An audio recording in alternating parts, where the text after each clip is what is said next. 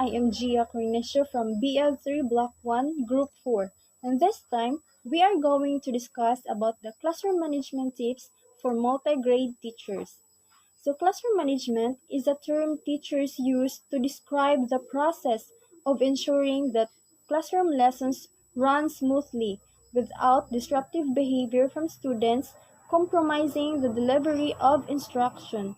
So the main purpose of classroom management is how teachers influence behavior to create an environment conducive to learning.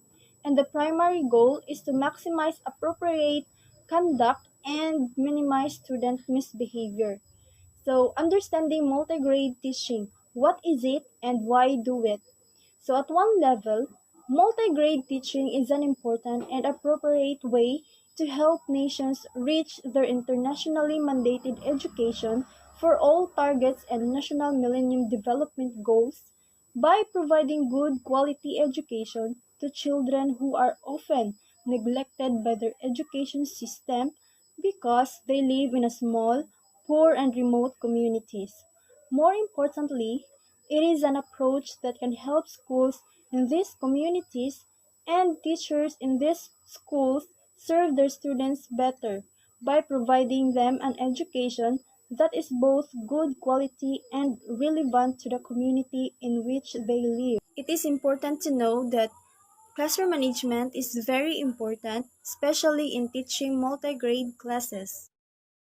Everyone, I am Marcel Ciliori from BEd3 Block 1. So I am going to discuss about the organizing the multi-grade classroom. So when you have a wide range of age, ability, maturity, and interest among the class, it is very important that your classroom is highly organized and structured. And everyone needs to know where to find things, where to sit for different activities, and where to put completed works. So, in organizing the multi-grade classroom, it allows students to retrieve them quickly, which helps them to thrive when they are in a comfortable learning environment. And it is a key to achieve a positive classroom environment. So, teachers must learn first to manage themselves effectively. They must organize and plan their time so that learners work diligently to complete their works. And multi-grade classroom may look quite different to a traditional classroom. Instead of desks in lines, all facing the chalkboard, you may say, first is desk organized into small group. This is probably one of the most basic in terms of organizing the multi-grade classroom. You simply take small group of students and face them inward, forming rectangle that they can see each other and easily discuss class topics that delivers the highest quality of learning. Second is a space in the center of the room or perhaps some marked spaces around the room where groups can sit on the floor and work. So, your classroom spaces is valuable. This means that every space or square foot need to be used for activities that support students' learning. But aside from that, it should be maximized. When you are making decisions about organizing your classroom, ask yourself first if it is the best use of the space, and does that way you use help contribute to the success of your students. And third is workstations or learning centers where individuals and groups may go to complete activities. This will be made by the teacher and could include maths, writing, language centers, or focus on the theme being taught. So, you need to promote active learning during all stages, where students are asked to solve a problem and answer some questions. And it is important that each workstation or learning centers have an activities that will create opportunities to have some responsibility for their learning environment. Aside from that, in language centers, you should make a stories like pasted in a cardboard to make reading cards and pictures from magazines for story writing. Resources keep on shelved around the outside of the room in boxes which are labeled to help the group identify what they need. So you need to provide some necessities and Label clearly all the boxes, including all the materials that help achieve aim. The fifth is boxes of folders for student work to be kept in. It is important to keep all the student work for you to use file folders at teacher time while your students were learning the skills at the same time, and then they would see them again in their independent work station after they master the skill. And lastly, plenty of examples of individual and group work on display. Displaying student work sends several important messages as their classroom. Students share their work, learning from each other. Furthermore, consider this simple fact. Students will look at their own work more frequently than they will look at commercial materials, and whatever the physical arrangement, multigrade teachers need to be flexible in their approach, and their classroom space may be organized often. Good day to everyone. By the way, I am Nova Makabudbud Obregon, and today I am going to articulate the topic about general guidelines for classroom organization. So, in general guidelines for classroom organization, we have these display areas wherein teachers should consider deciding which parts of the classroom are appropriate for displaying the students' works, charts, etc. In that way, students will be influenced to do their best presentation, personal organization, and also in general tidiness.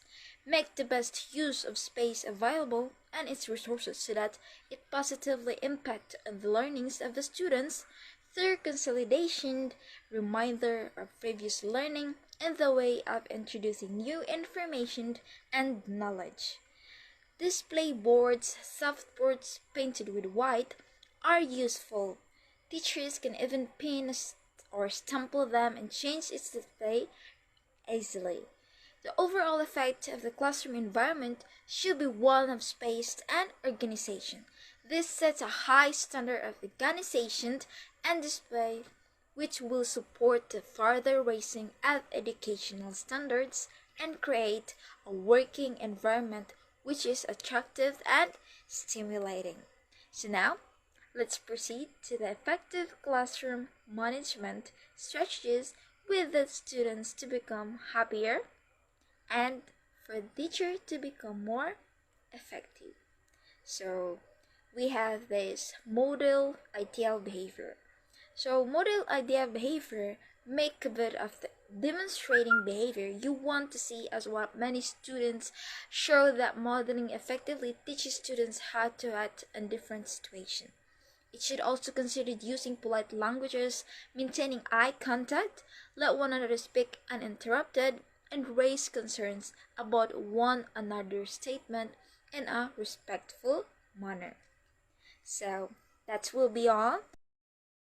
So these are the continuation of effective classroom management strategies with a student to become a happier and more effective teacher.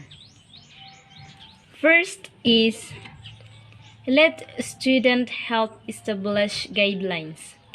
So in these strategies, it encourages all students to help he build classroom expectations and rules, as you generate more buy-in than just telling them what they're not allowed to do. This is especially essential for new teachers near the start of the school year or during the first day of a semester. Start a discussion by asking students what they believe should and shouldn't fly in terms of appropriate behavior. At what points are phones okay and not okay? What are acceptable noise levels during the lessons? This may seem like you're setting yourself up for failure, but depending on the makeup of your class. You may be shocked at the end. You may be shocked at the strictness of some purpose rules. Regardless, having a discussion should lead to mutually understood and respected expectation for your classroom culture. The next is the document rules. So, in this strategy, don't let your mutually respected guidelines go forgotten. Similar to handing out of syllables, print and distribute the list of rules that the class discussion generated. Then go through the list with your student. Doing this emphasizes the fact that you respect their ideas and intend to adhere to them. And when a student breaks a rule, it be easy for you to point to this document. You likely want to post these rules up in your classroom, if you haven't already, for occasional reference. If you're feeling creative, you can include the rule list in a student handbook with important dates, events, and curriculum information too. The next is avoid punishing the class. So this strategy addresses isolated discipline problems individually instead of punishing an entire class, as the latter can hurt your relationship with students who are on task and thereby jeopardize other classroom management efforts. Instead, call out specific students in a friendly manner. For example, do you have a question? Not stop talking and disrupting other student. And another example, do you need help focusing? Not pay attention and stop fooling around while I'm talking. This basic approach will allow you to keep a friendly disposition while immediately acknowledge inappropriate behavior. Good day everyone, I am Jessamine Felix and here's my discussion about the assigned topic. This basic approach will allow you to keep friendly disposition while immediately acknowledging inappropriate behavior. So first we have here encourage initiative.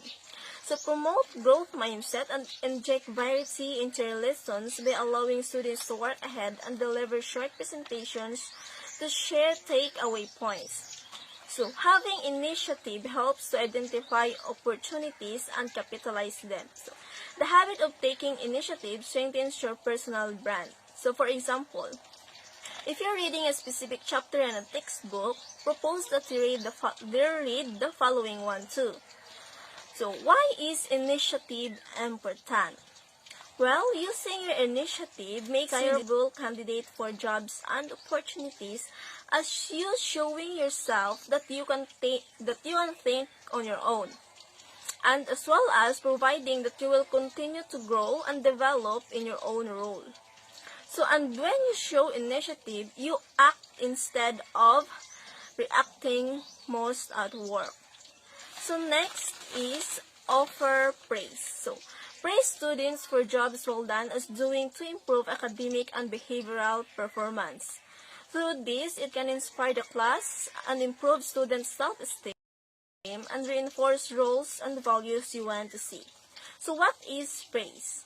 So praise is the most simplest and most powerful tools to engage and motivate your students. And when used effectively, praise can turn around behavior challenges and improve students' attitude about learning. So, for example, telling them, I'm proud of you the way you work today. Keep working, you're good. So, well, praise them sincerely and honestly. So why is it important to praise your students? Because it directly affects students' belief about why they succeed or fail. It leads to increased persistence, self-evaluation, motivation, and resilience when students encounter obstacles. Offer different types of free study time.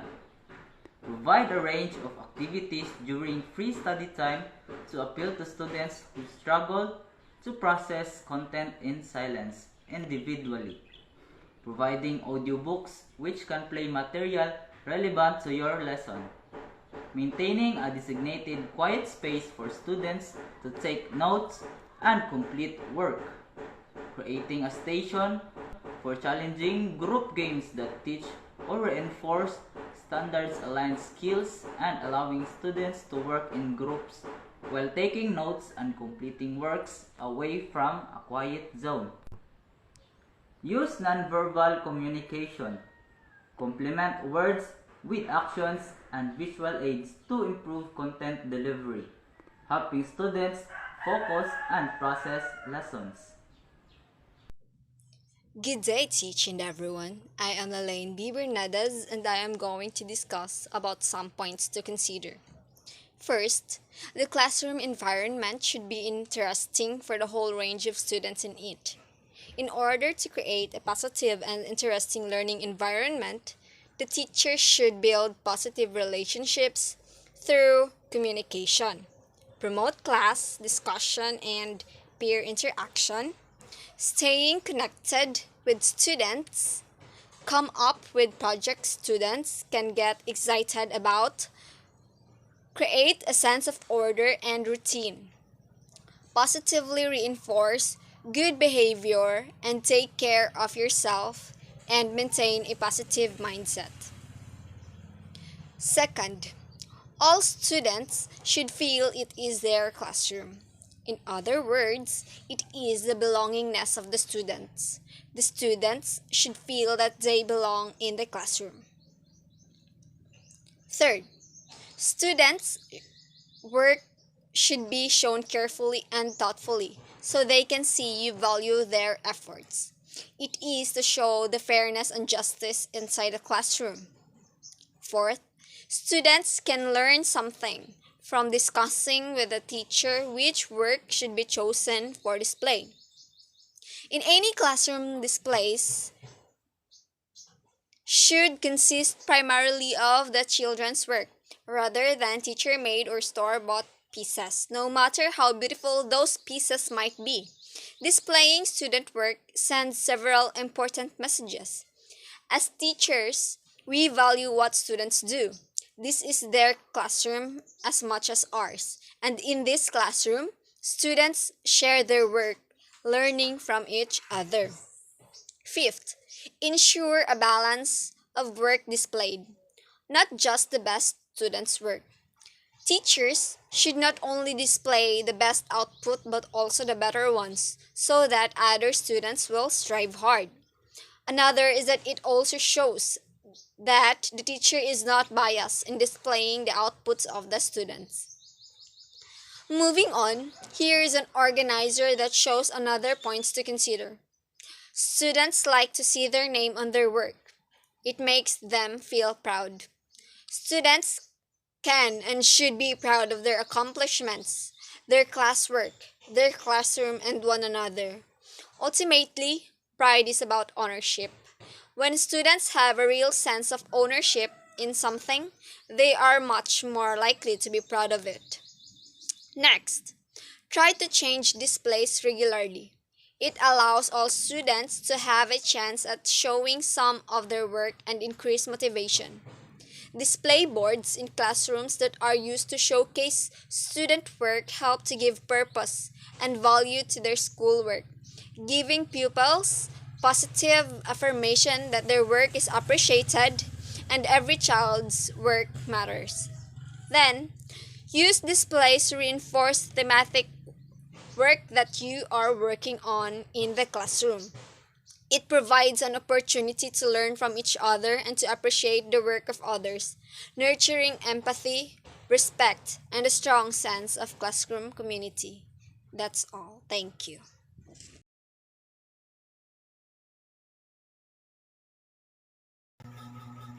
Good day everyone, I am Rachel M. Socoren from BL3 Block 1 and my task is to discuss the characteristic of each interaction pattern.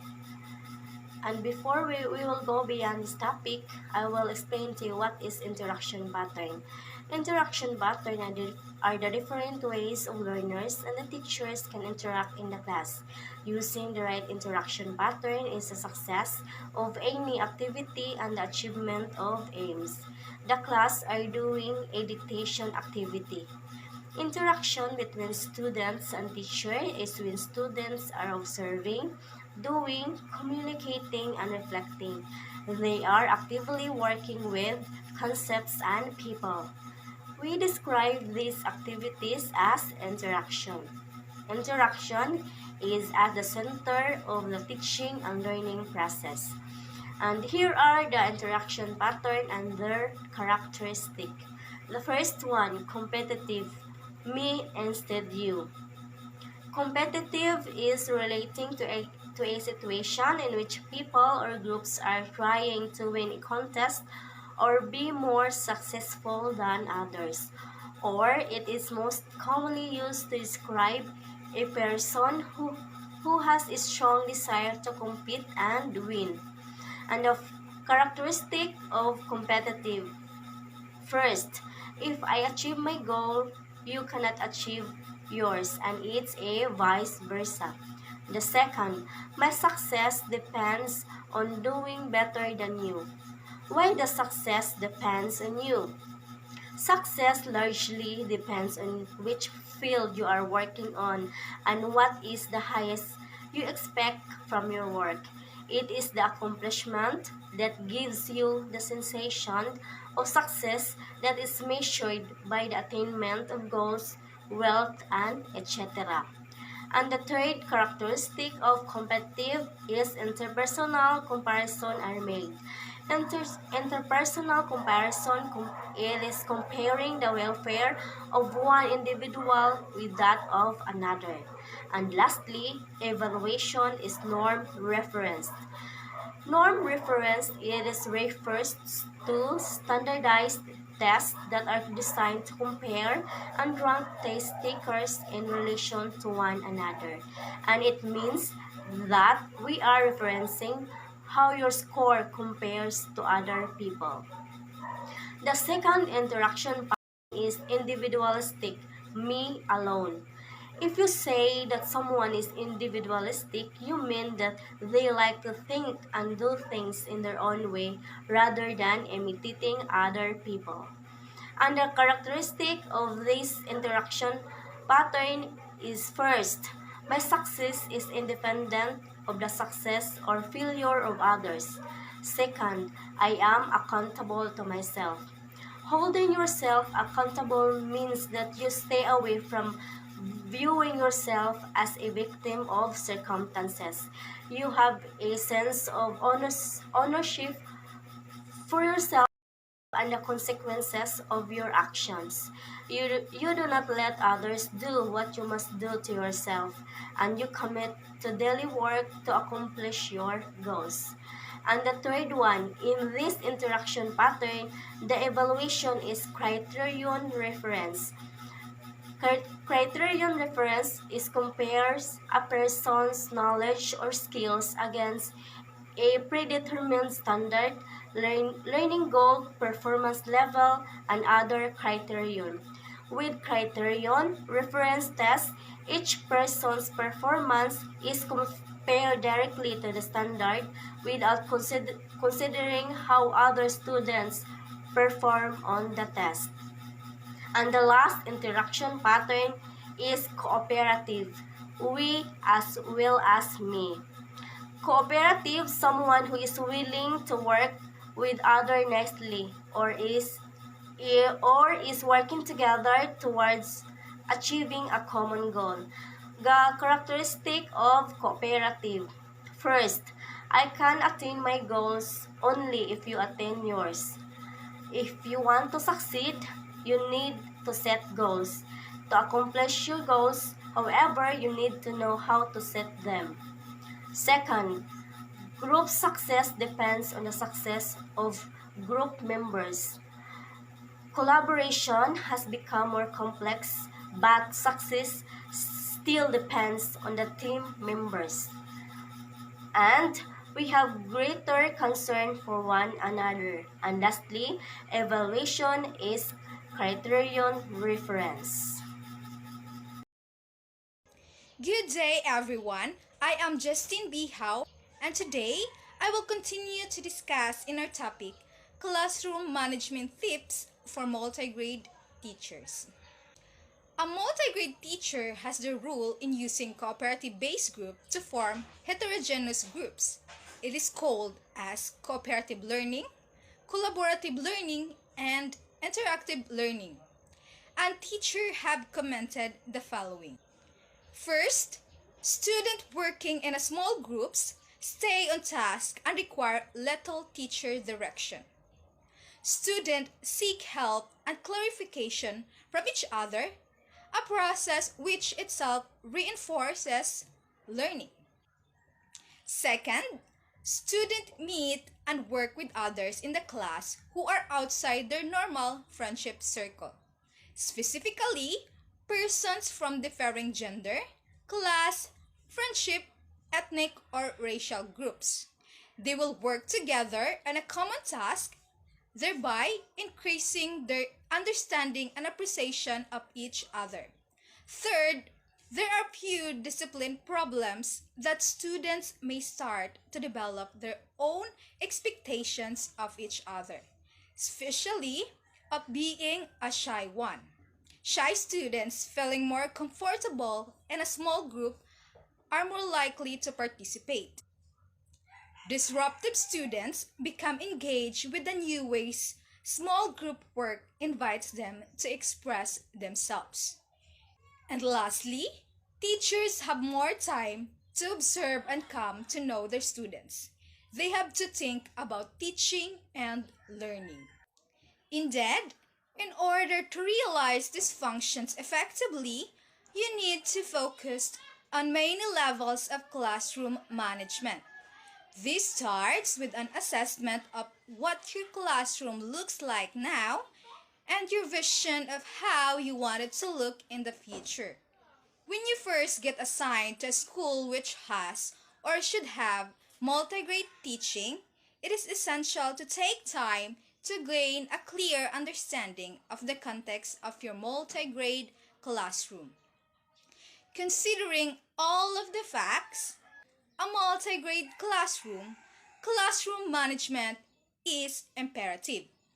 Good classroom management helps both the teacher and students by laying out specific and appropriate procedures that help students know what to do, thus allowing teachers to focus on working with students. Again, this is Justine B. Howe. God bless everyone and keep safe. From Group 4.